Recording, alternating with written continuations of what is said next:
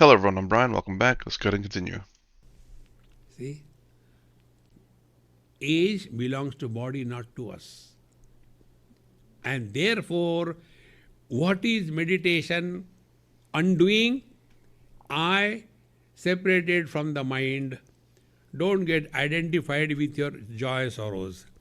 I separated from the pranamaya kosha. Whatever food comes, eat cheerfully, happily. And I, not identified with the body, don't talk about your past. Process of undoing. Then the question comes, poor I, where it will go? It will come back to Ananda, bliss. This is Jnana Mudra. I am not going to give you a chance. The moment I do this, it like a terrorist. See? You must have seen, there are many Mahatmas, they give a pose for picture, See? So, when this happens, when the I dissolves in bliss, that is completion of undoingness. When I gets identified with the three, that is getting lost in doing this or doing that. The whole spiritual practice is recognize this. Now for that, we don't have to go anywhere. Learn from your every experience. Now one experience. Sleep, don't demonstrate. How do we sleep? Observe. See what exactly happens. We come from all our activities, achievements, failures, friends, enemies, everything we leave outside and we come home. First step. So that is undoing extrovertedness, we have come back. Thereafter, we come to our room, reject the whole house. Then we go below the quilt, reject that room. And then last mantra continues. What is the last mantra? I want to sleep. I want to sleep. I want to sleep. Till such time, I and want is, sleep doesn't begin. When this I who wanted to sleep, when he is dropped, the sleep begins. In this, what we have done? We have not done anything. Bhagavad Gita, 2nd chapter. Ya nisha sarva bhutanam tasyam jagrati sayyami yasyam jagrati bhutani sa nisha pashyato munehe. Wise man is awakened to the divinity to which the ignorant people are sleeping. And ignorant people are sleeping to the divinity and they are awakened to this wretched world. See? So if we are able to lead our life as we sleep, see, this experience I really like to tell you. Like you are all sitting in one place, probably Bombay, 2 persons were sitting right in the front. And one of them was the descendant of Kumbhakarna. So the moment my lecture started, he slept. And next to him was a Dunlop pillow, right? Nice. See? So he was sleeping on the Dunlop pillow. Dunlop pillow was getting angry, moving like this. But he was born. He put his hand. And I was enjoying that. Why should I suffer? I was enjoying that. And after the lecture was over, that Kumbhakarna was the first to wake up. And he, Swamiji, you are awesome. And he went away. Then this Dunlop pillow came. And Swamiji, you saw him sleeping. Why didn't you wake him up? I said, look here, cool, be cool. What for you have come? for happiness or misery. Swamiji, I came, cool, cool. You came from happiness or misery? I came from happiness. He got it. You are still struggling. Why we are happy in the deep sleep? Because I is not there. So what is the process of undoing? Is erase this I. Friends, undoing process is we don't have to become extraordinary. Drop all extra, including fat. Relax. We don't have to prove anything to anybody in this world. See? I tell you, one Mahatma ji told me, Swamiji, I like to tell you something, don't mind. I said, I don't listen, also tell. I'll do whatever I have to do.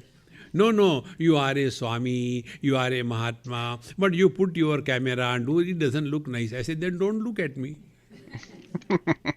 See, we don't have to prove anything to anybody in this world. Friends, we are answerable to our own conscience. Yes, but you want to make sure that the audio is at least good. One, well, audio is more important than the video, but because otherwise, how are people going to understand you on the internet? But I get what he's trying to say. Not to the world. We are struggling for no reason. About this one example I had given a number of times.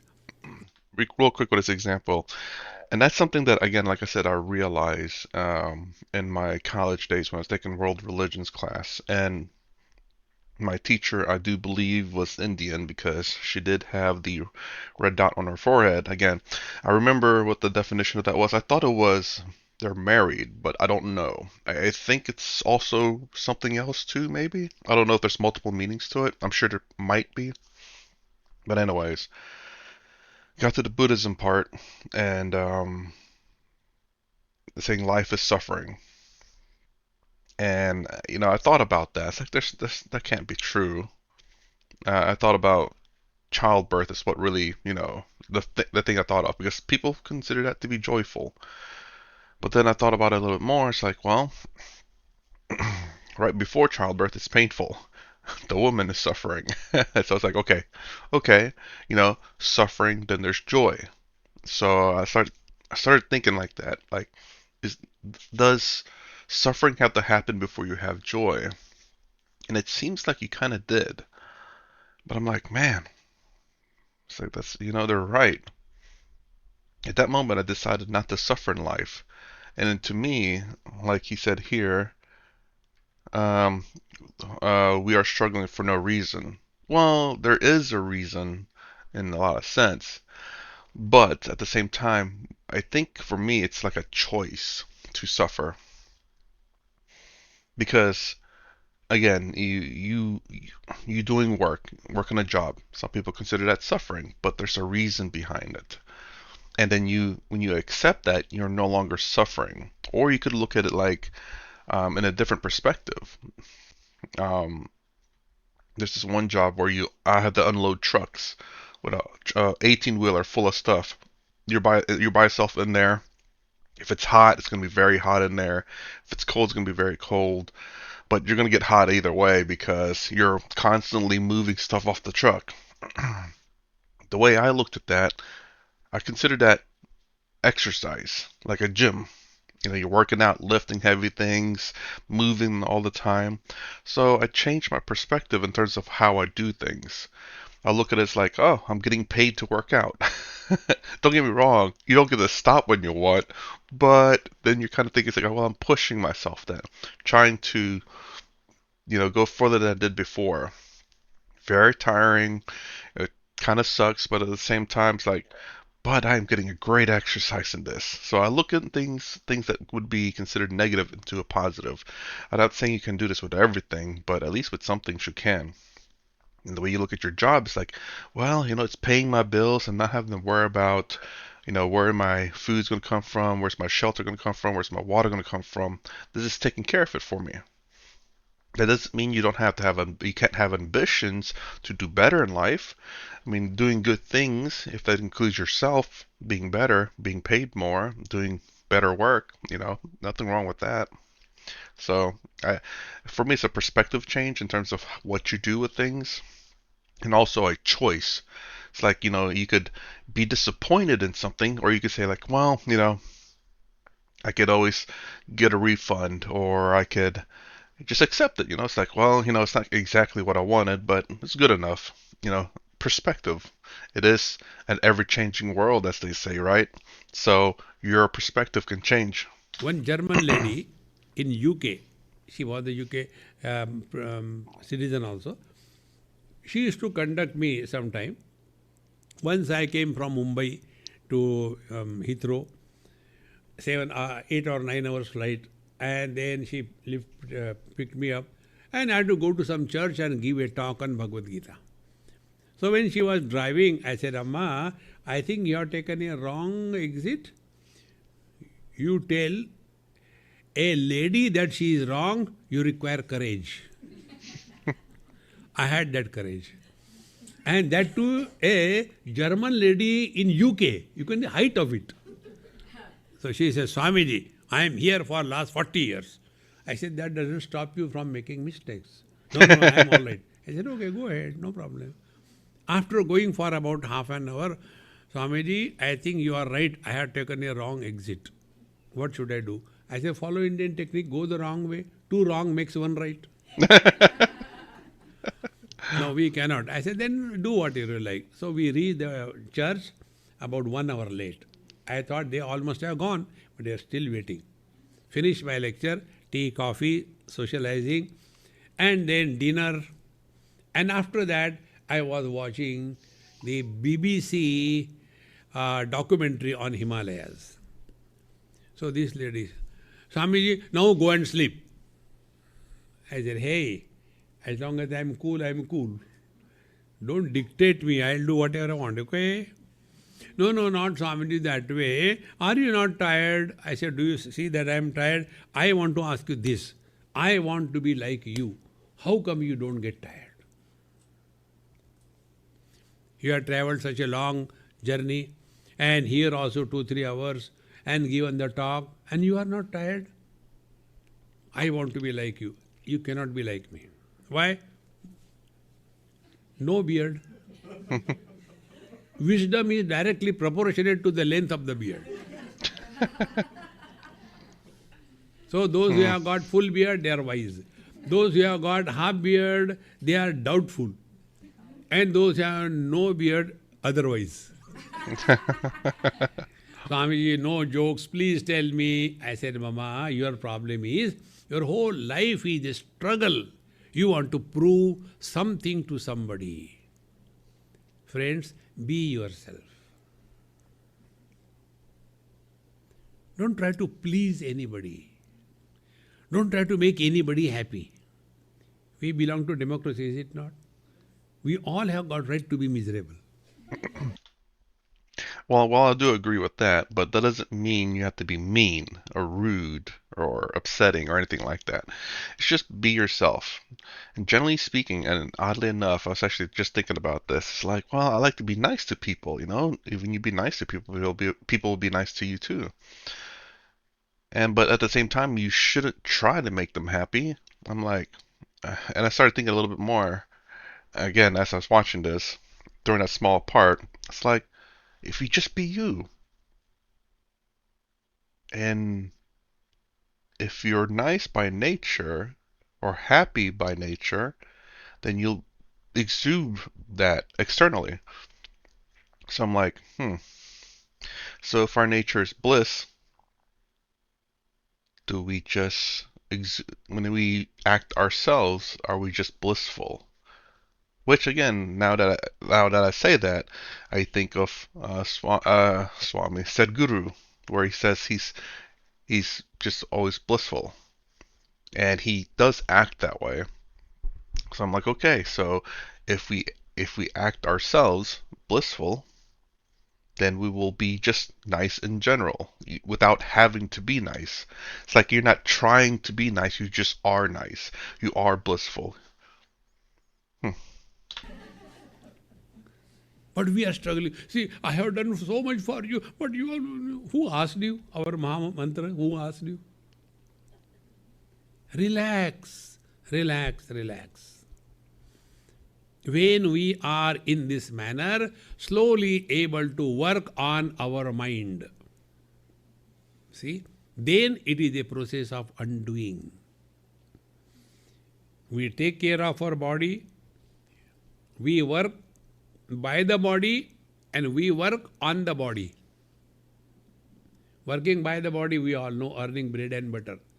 Working on the body, all the time worried about organic food and fresh food, then exercise, yoga, twisting the body, but we don't care to straighten the mind. Body is twisted.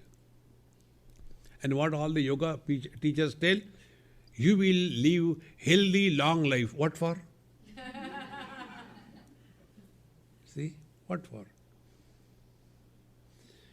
Therefore, we have to work on the mind. The working on the body and working by the body, easy to understand. Now, how to work on the mind? And what is the meaning of working by the mind? Working by the mind is default settings. No control. Whether it is necessary to talk or not. See? How much we keep on talking to ourselves. Now, if you really mean the undoing principle, I'll give you right away. For next 1 minute, do not talk to yourself.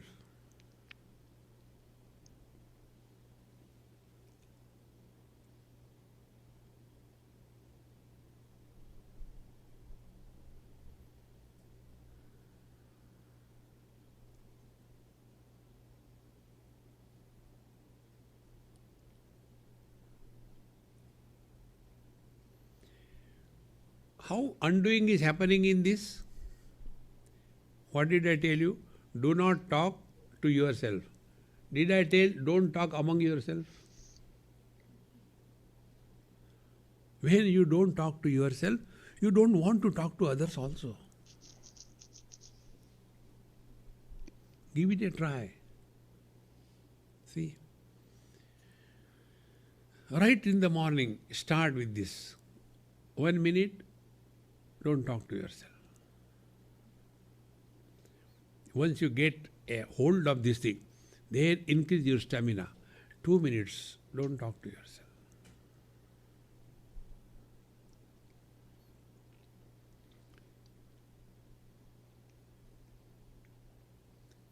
Further, to make this working on the mind, straightening the mind, add one more parameter. Not only don't talk to yourself, but when you talk to others on any topic, ask a question to yourself. Is it necessary to talk?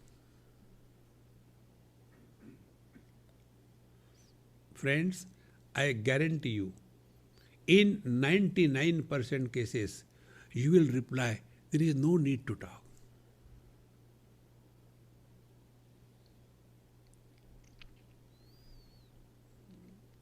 The net result is like the ice cube when it is placed in the water without making noise, in due time it dissolves in the water. You cannot bring out the same ice cube back again. Exactly the same way. The earlier I want to do this. I told you like this, why you are not doing that I slowly dissolves in the consciousness. And then be attentive. Then the same I will not come out. Now he is a totally different I. What is the different I? Now he has started working on his mind. Because Mind is formless. Words are with the form. Mind is noiseless. Words are with the noise. Forms are the world and words are the mind. When you start with this, don't talk to yourself. Before we talk to others, ask a question. Is it necessary to talk?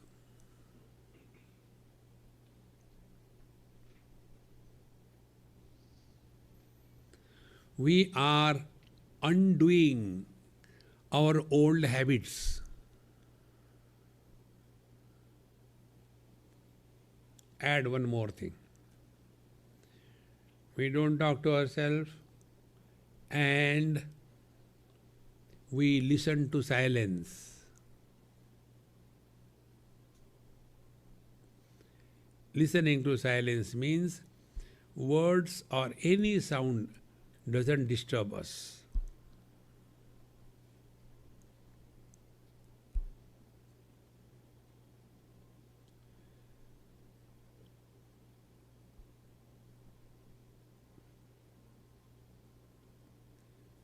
We have not done anything. On the contrary, it was all undoing old habits. Old habit, constantly talking to oneself. Observe this, friends. I keep on traveling everywhere. So, on the airport, I go alone. There is nobody with me. I don't like to carry Kamandalu with me. I go alone easily. So, I can learn so many things. This I learned on one of the airports. I was sitting and watching the people. Free.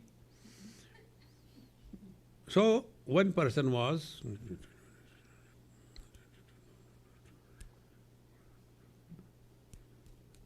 what he was doing? He was talking to himself. See?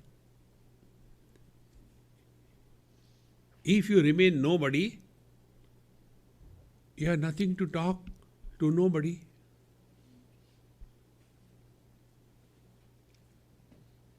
Friends, when we undo this old lifestyle, in other words, when we empty ourselves of this I,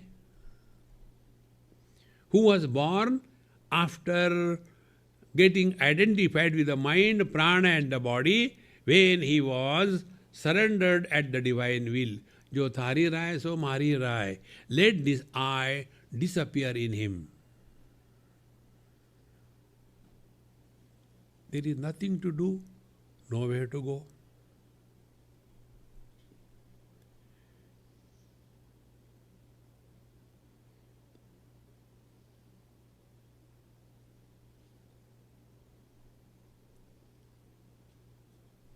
We have done nothing. Only corrected our wrong notions.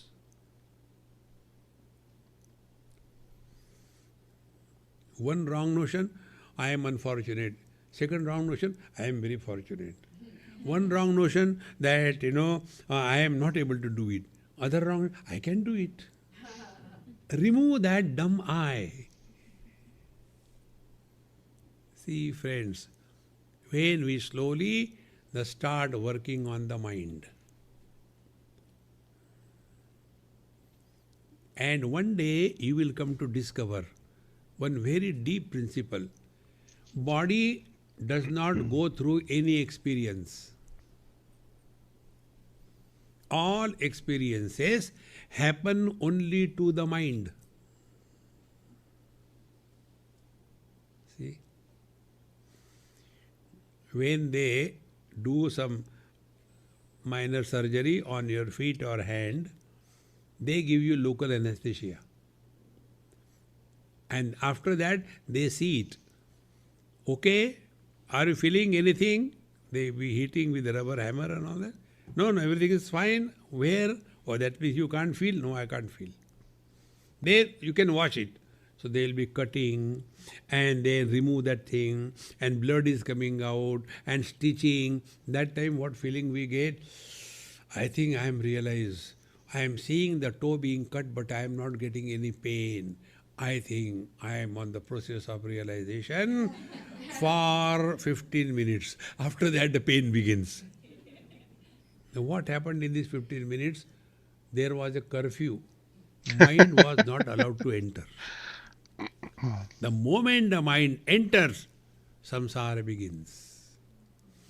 I have to be a little technical here, but you understand the idea.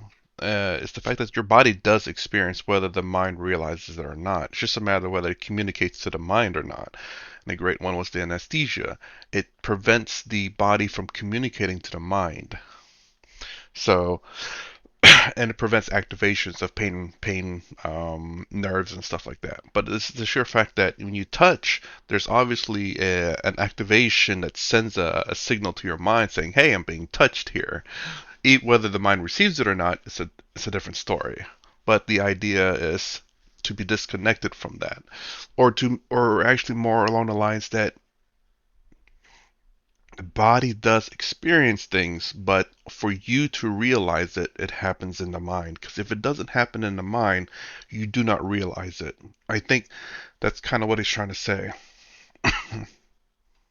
And essentially another saying of like, what is it? Everything happens in the mind, essentially. So while yes, the body does technically experience things, like me scratching here, the way I know it's scratching here, it's not because my mind is telepathically reading it. There's electrical signals being sent up there.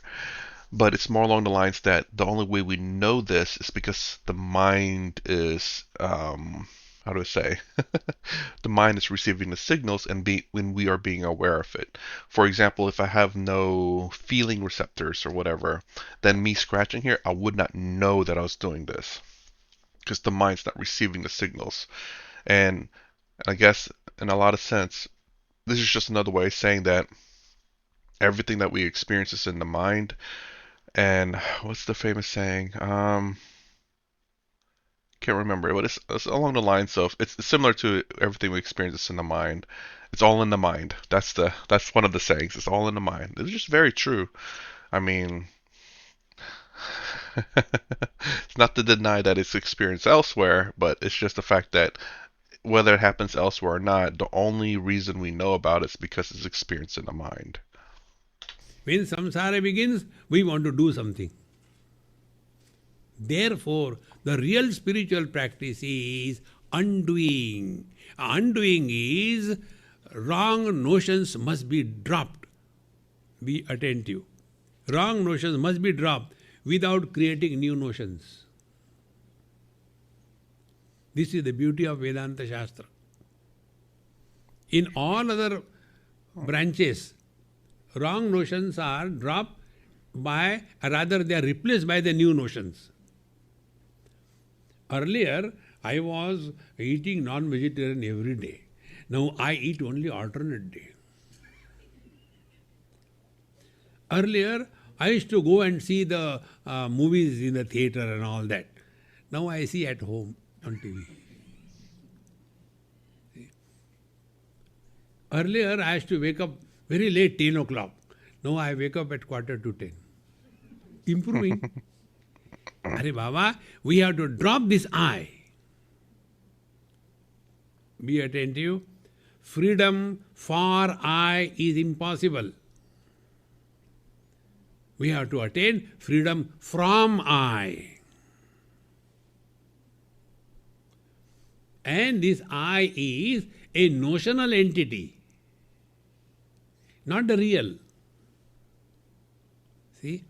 Now to understand this, I'll give one example. It's not difficult, friends, if you are really committed to change the wrong notions without creating new notions. One day, one girl came in Mumbai to meet me and she said, Swamiji, there was some puja in our house and my mother told, you cannot attend this puja, you go and ask Swamiji. So she came. Then she said, Swamiji, you know I am divorced. I said, yes. My mother told me to talk to you. I said, I am not available. I am not get married to you. No, no, no, no, not that.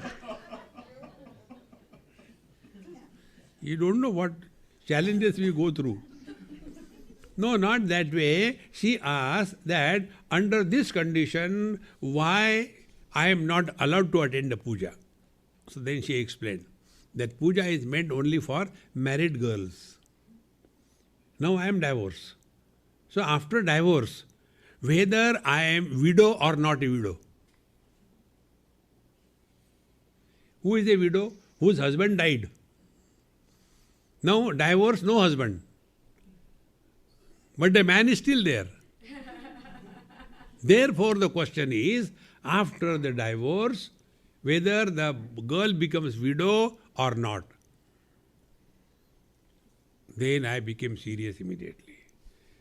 I have studied all the 4 Vedas. Nowhere this issue is sorted out. See, when divorce happens, who dies? Nobody. Because who is husband? Mithya. An illusion. One of my talks somewhere I said, from that day onward in that family, they started addressing each other. The wife calls husband, Mithya, wash the dishes. And he also tells his wife, Mithya, food is ready. Because where do they exist? Can you separate the man and husband? See? Here only in US it happened many years before. One, Westerner, he asked me this question. Swamiji, why these Hindu ladies have a .com on their forehead? A .com. I said, because they are married, your chance is gone. They are not available for you now. They are married. Oh, it's like that? I said, yes. But then the gents don't have anything on their forehead. I said, not required. From the face you can know he's married. A married person has got a blow on the face, not a glow. See, friends, just drop all these things. We all have to play our role in life. See? But we get so much rolled up, we forget everything. Therefore, process of undoing is this. Let us remove the wrong notions without creating the new notions. And how it can happen? When we don't bring our past in the present. When we don't go on planning, I'll do this and that. Relax, things will happen okay. Relax. So, one wrong notion about us to remove and not replace by anything. Second wrong notion is about the world. World is too much. Which world is too much? 5 great elements. Sense organs, organs of action. No. World is beautiful. There are 2 creations. One is God's creation, second is our creation. God created a woman. Man created a daughter out of her, a wife out of her, and a mother out of her. One woman, God's creation. These 3 fellows, the daughter, wife, and the mother, they are the 3 who are miserable. Woman is not miserable. Which world is terrible? Our world is terrible. Then what is to be done? Play your role perfectly well. See? If you are in front of elders, don't argue. Whatever they say yes. In 2 minutes they will forget about what. If you argue, then they'll eat your head. See? Those who are younger than you, forgive them. It's okay, never mind. Don't listen to them. It's okay. Without listening, okay. But the main thing you are not telling, how to deal with the wife. That is the simplest. When she is talking, you should keep quiet. When she is quiet, you should not talk. There will be peace prevailing everywhere. Karnataka, just we have to play different roles, friends. Don't become very serious about anything in life. Anandadheva kalvimani bhutani jayante anandena jatani jivanti. Upanishad says this world is an expression of bliss. Where from the blisters have come? It is not God's creation. Therefore, our wrong notion about the world. The third, wrong notion about God. Don't push him somewhere. See, one example I'll tell you. Right away, no postponement. My 1 hour is over. Should I take another 2-3 minutes? Yes. See, there was a school, and in that school there were few small kids, maybe class 3, class 2, boys and girls, and fighting with each other. The girls were kicking the boys were undoing their hairstyle and going on. Children do that. One child suddenly said, "Hey, Miss is coming." Everybody cried. She has not come. But only that she is coming is quiet. If this example is clear, be attentive. In our heart is Bhagwan Sri Krishna. Before we do anything, he knows it. Before we talk anything, he hears it. Before we think anything, he understands it. Remain aware of his presence in your heart.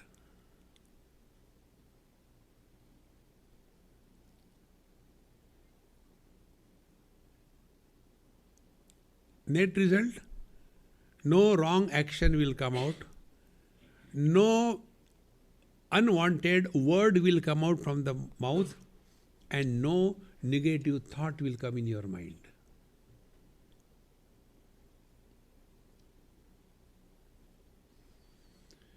We have pushed him above the clouds. कहाँ है दिखता नहीं. See? Now who is this God in us? There are two of us. One is the one who is becoming miserable.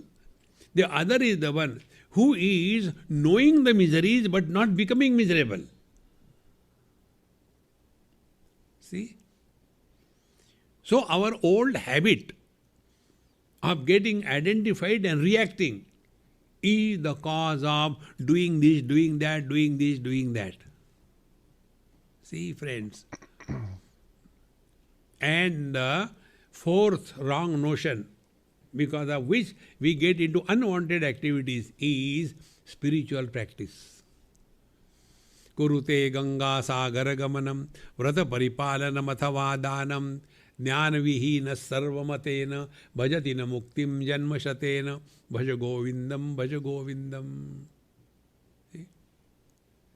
Do this, do that. Relax, relax, relax. Real spiritual practice is undoing.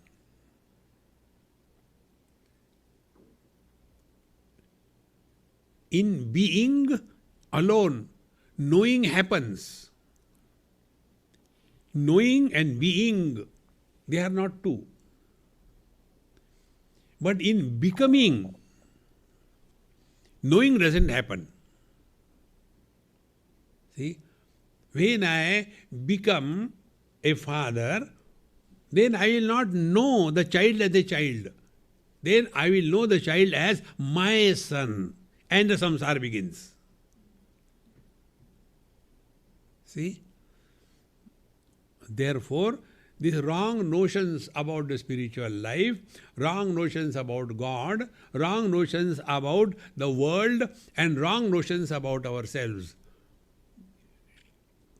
The only process is undo. All what we have been doing, continue doing, but know the purpose. Karmani चित्तशुद्ध्यर्थम ऐकाग्र्यार्थम उपासनम मोक्षार्थम ब्रह्म विज्ञानम इति वेदांत डिंडिमा. Continue the same thing, nothing to change. But for what it is done, it should be known. See? In this manner, this undoing is the real spiritual life. And all others, what others are doing, we don't have to worry. Why worry? Somebody is miserable, never mind, let him be. That is his choice. No, no, no, I don't want to see anybody miserable in this world. You will become miserable. See, those who want to remove the miseries of the world, they don't like happy people. Hey, happy, hey, I want a miserable. Ram, Ram, Ram. Try these two things. Never try to make anybody happy. God has failed to make us happy. And we, the miserable, want to make others happy. Second thing,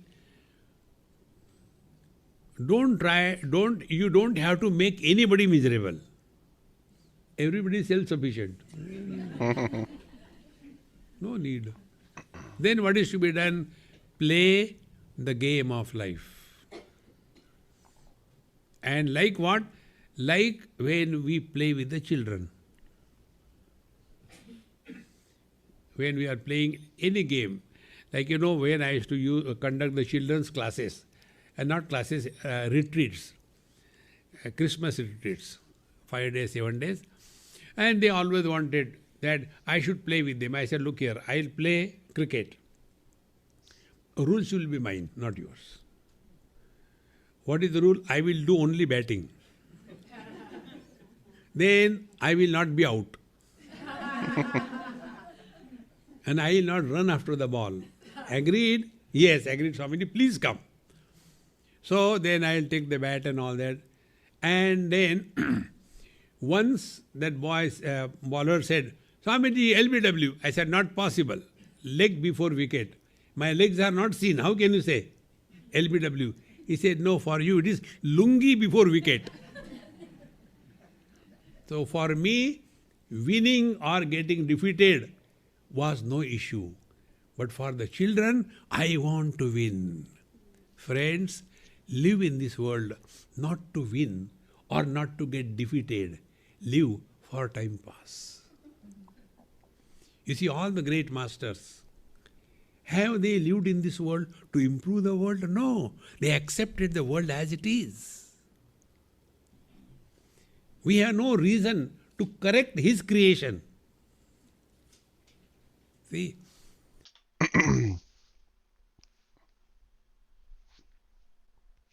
So, yes, we are not to correct his creation, but we are to correct our mistakes. Perhaps, maybe that's the saying? Again, I don't necessarily disagree with him about correcting his creations. His creations will be as is. But we are making mistakes, and which is something that we can correct. How we correct it, that's the question. Therefore, undoing is let the divine express through us. And it can express through us only when we stop doing this, doing that, doing this. Relax, relax, relax. Om Purnamadaha Purnamidam Purnat Purnamudachyate Purnasya Purnamadaya Purnameva Vashishyate. Om Shanti Shanti Shanti Harihi Om Shri Gurubhyo Namaha Harihi Om. Okay, I'm going to rewind real quick and just do this one real quick thing. Hold on. Okay, as a matter of fact, I just clicked there. That was pretty quick. So remember, he says remove the I. And then what do I see here? I want to win. So the idea about removing the I is not necessarily in terms of the language itself. You're not going to sit here and say that this body wants food. This body wants rest. This body wants to go to bed. But because you're going to just sound weird. Just the understanding of the removal of the I. Um, Now, I don't know how that looks like because clearly I have not removed the I, but I do have an understanding of the meaning behind the removal of the I. Um, I guess the way I look at it is, huh? The way I look at it is where, how do I say? I guess this is kind of my perspective in terms of Brahman, because it's to me it's kind of weird to think that Brahman is illuminating, just illuminating the mind, and the mind is doing everything.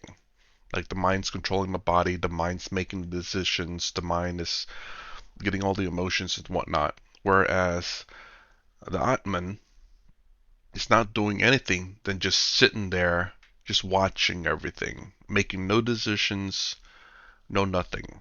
So far, that's how I've understood it. I don't really like that personally, but at the same time, I just don't know how that works. The way I the way I look at it is that again, I could very much be wrong. That's why I never believe in anything I say, but if it works for you, it works for you. The way I look at it is the Atman does illuminate the mind. All the mind is just ideas. It's all it is. It doesn't. It controls certain aspects of our body automatically. It it says it does suggest a lot of things, but it makes no decisions. And the Atman is the one that makes the decisions to do things. Now, just because it does things doesn't necessarily mean that it's how do I say that it's subject to anything necessarily, like karma. You can make decisions and not suffer for it. And clearly that happens. And what I mean by that is like the people who remove the doership of things are they do things and don't suffer for it. So suffering generally, it's not to say karma is suffering purely, but suffering is part of karma. So there is this uh,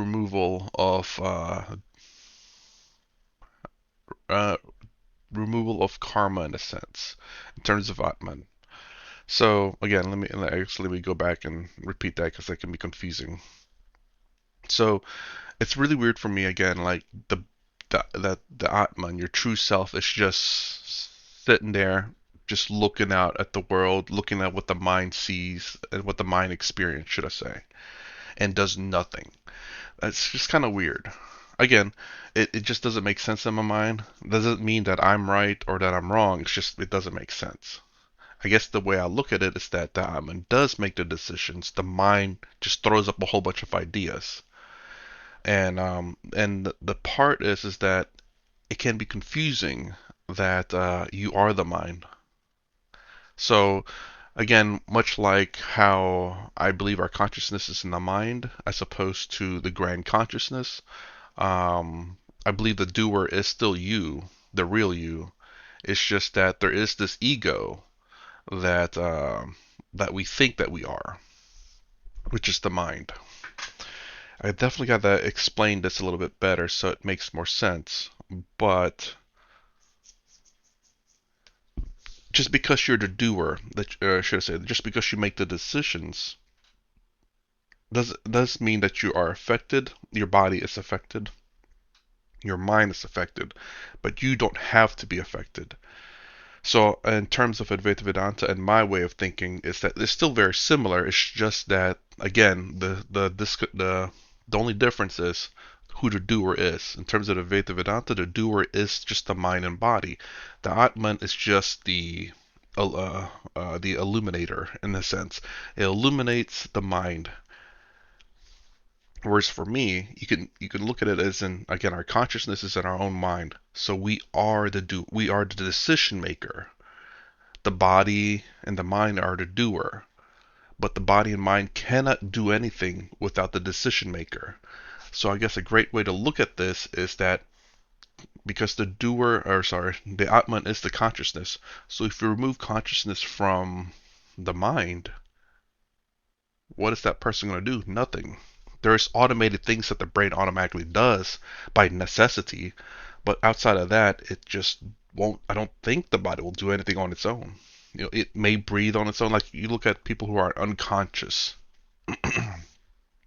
they can't do anything for themselves.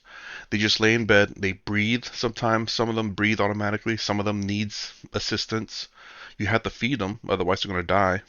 But it will process the food and circulate throughout the body. I guess maybe that's the reason why I think that the Atman is still the decision maker. Not necessarily do the Atman cannot do anything, but it can make the decisions. But the mind is what makes the suggestions, and the mind is the doer. And let me know what you guys think. You can completely disagree 100%. I'm not going to say that. I am right. I have studied my palm here. As you can clearly see, I am right. I'm never going to ever say that. But this to me makes sense. And again, it doesn't necessarily, it's just slight perspective differences in terms of Advaita Vedanta and my way of thinking. This one makes sense because it matches up with a lot of things, of course, based in science or based on the realities that we see. And it helps me, how to say, live a more, how to say, I won't say peaceful, but peaceful is one of them. Understanding, a more understanding life. It makes more sense. So I'm not struggling. Again, I do believe understanding things will help you reduce stress. I'm not saying it's going to get rid of stress. It'll help you reduce stress. When you understand stuff, it's not so stressful. It's not you're not going to suffer as much. So, and let me know what you guys think about that. I would be kind of curious. You're sitting here, the Atman itself is making the decisions, the mind and body is the doership of those decisions. Because what example do I have of that? Unconscious people. Without consciousness, the body is just doing its automated stuff. Other than that, it can't do anything on its own. So that to me, so far, is a great example of consciousness being the decision maker. But in terms of Advaita Vedanta, the body is still consciousness.